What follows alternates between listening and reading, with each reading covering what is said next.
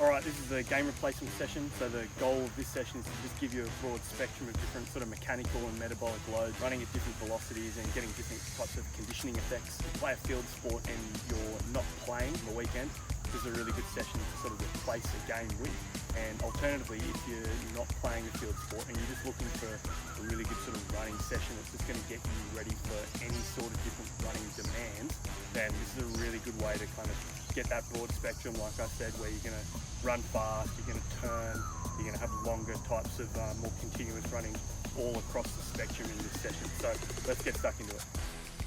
Basically the only equipment you'll need for this is trundle wheel, cones, or if you've got a marked rugby or rugby league field, that's going to help as well. So I just got my field all marked out, as you can see. Just use my trundle wheel. Getting into the warm-up here, so full general dynamic warm-up sequence. This is obviously going to get you moving in a variety of different planes, loosen up the hips, loosen up posterior chain, get you feeling good, get you ready to perform all the tasks in this session that's coming up. Take your time here. If you need to stop in between drills, grab a drink or whatever, that's cool as well. Make sure you get those hamstrings. It's also really important that you get some dynamic work in your calves, so I always like to finish off with some calf pumps, as you can see here.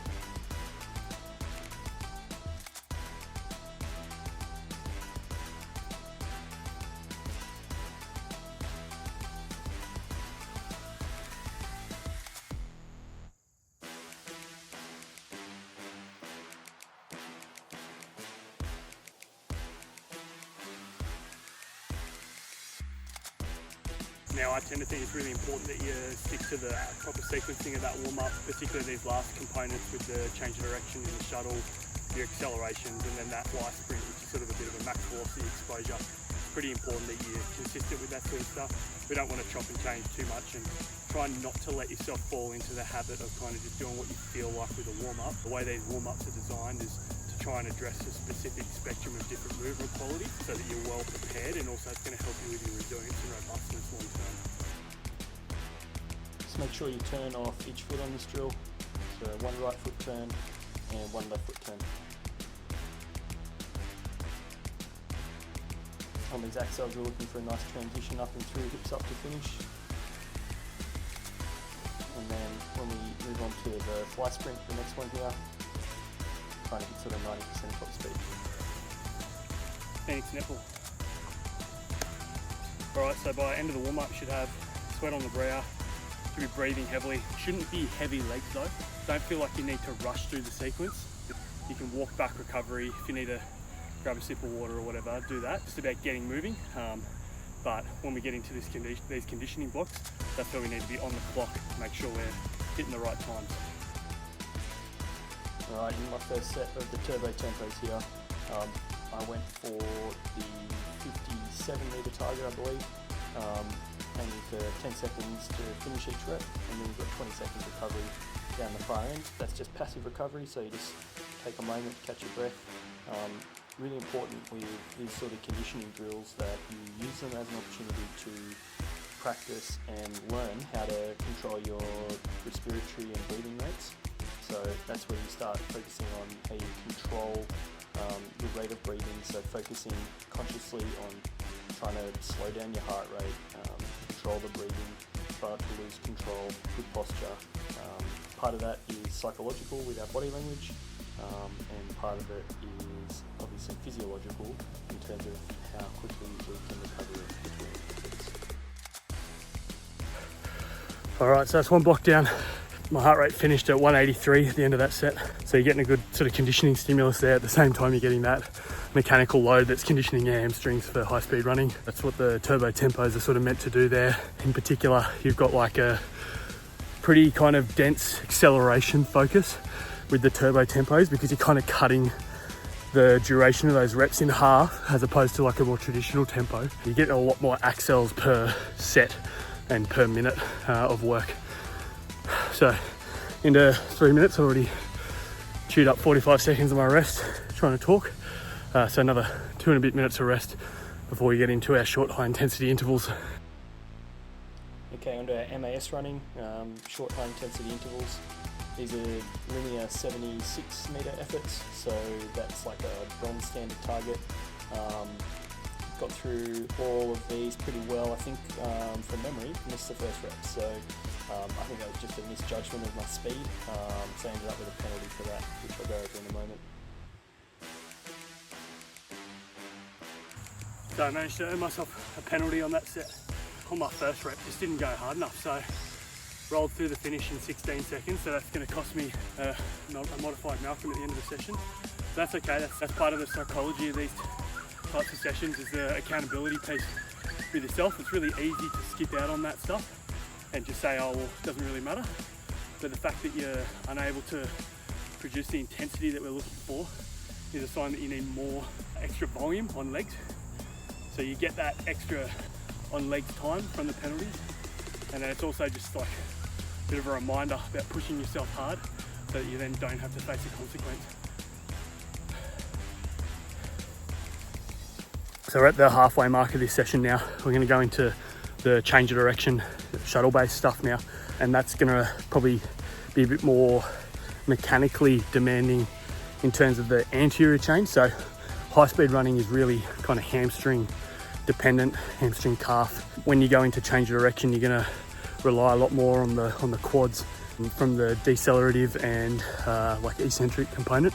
So this is where you'll feel the quads start to burn up a bit more, as opposed to heart and lungs. And I mean, you do get a heavy leg sensation from your short high intensity intervals, but the shuttle stuff hurts in a different way. It's really important that you focus on the quality of your turns getting in and out, and then on the longer efforts. So with these 10 back 20 backs, the 20 meter effort, that's an opportunity to make up time. And then in particular, when we get into the last set with the broken broncos, those 60 meter sections, they're going to really be your opportunity to make time back. Try not to use them as like a cruisy recovery period. Try and use them as like your big effort area, and then your 20 and 40 is kind of more tempo paced. All right, let's get stuck into it now. Alright, so now we're going to move on to more of the change direction shuttle based work here. This is the 10 back, 20 back. Really important detail with this one. If you notice, when I get to my second rep, I'm going to do it with all my turns orientated the other way. So it's not enough just to sort of focus on like all turns facing the fence, for example, on this drill, because of the number of turns being like an odd number. You'll actually end up overworking one side on its own. So basically just think about the direction that your chest is facing on each turn. Keep it the same throughout one rep, but then when you get to your next rep, you're going to alternate. So you'll have your chest facing the opposite direction for every turn on the next rep. Other things to think about here is your body height on the change of direction. You'll see here each turn trying to get in and out, creating those acute shin angles, and that's going to really help you project out of your turns and make you a bit more efficient. So when you're really hurting, it's a good idea to grab a water bottle and go for a walk. Keep the legs moving, active recovery. If you sit down and try and catch your breath stationary, you're going to get like a real pooling of all that like lactate and metabolic waste in your legs. It's actually going to make it harder and take longer for you to recover between sets. So I'm going for a walk now. Alright, so again, like we spoke about before, focusing on our breathing here, trying to bring that heart rate back down, control our recovery.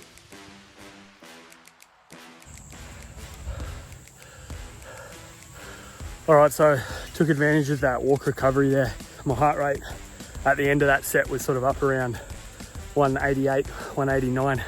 By the end of that walk, that recovery there, I can already tell like my breathing is under a lot more control. It's probably normalized a bit more. I feel like I could hold a conversation. That's usually a good sign that you're back in a sub-glycolytic state, which means you've recovered. My heart rate's back under 150. Sort of got down to 142 a moment ago, but now that I'm talking and walking, it's come back up just a little bit.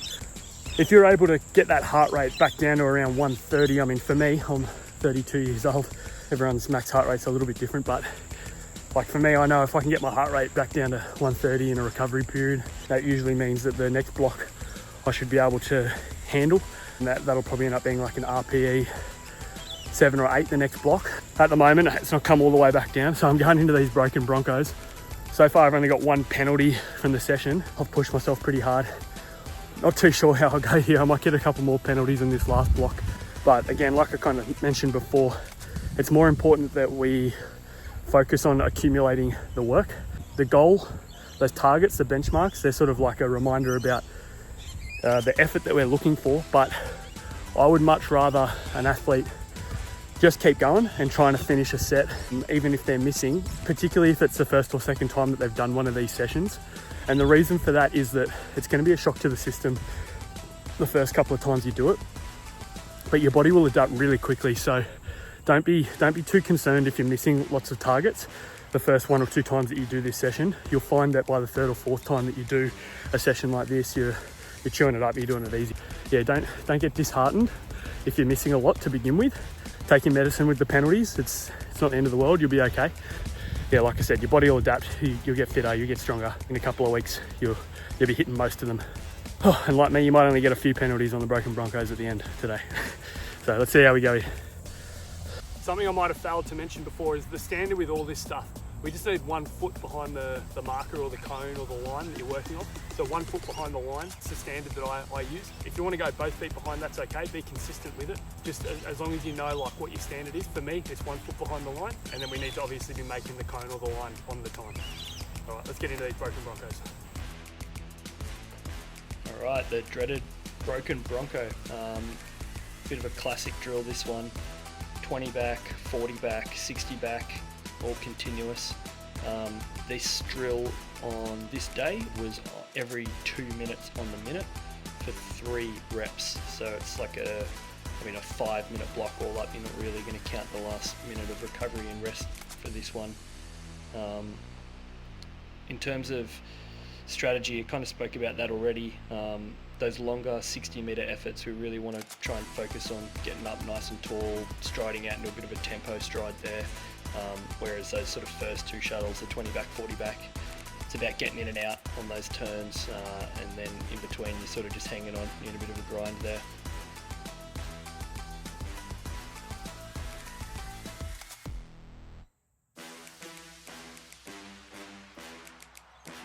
Last rep here, digging deep at the end of the session. This one's hurting me a bit. In particular, coming home on the back end, it just didn't feel like I had anything else to give. But as I said, had a fair bit of high quality in the earlier conditioning blocks, so I was pretty happy with the session overall.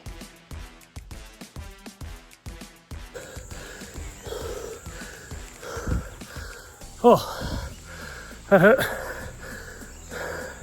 3 penalties there, missed them all. So they're all participation awards to finish with, but we'll make up for them with the pens.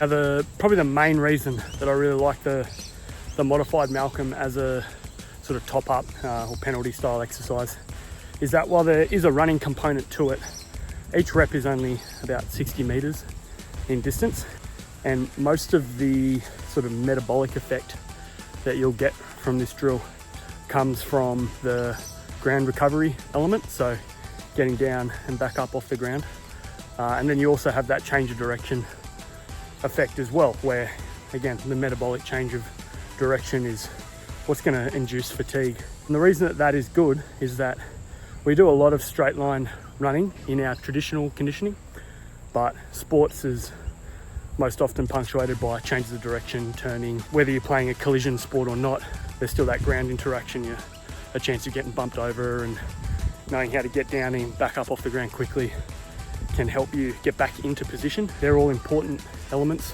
of sport. So this is a really good drill for targeting those areas.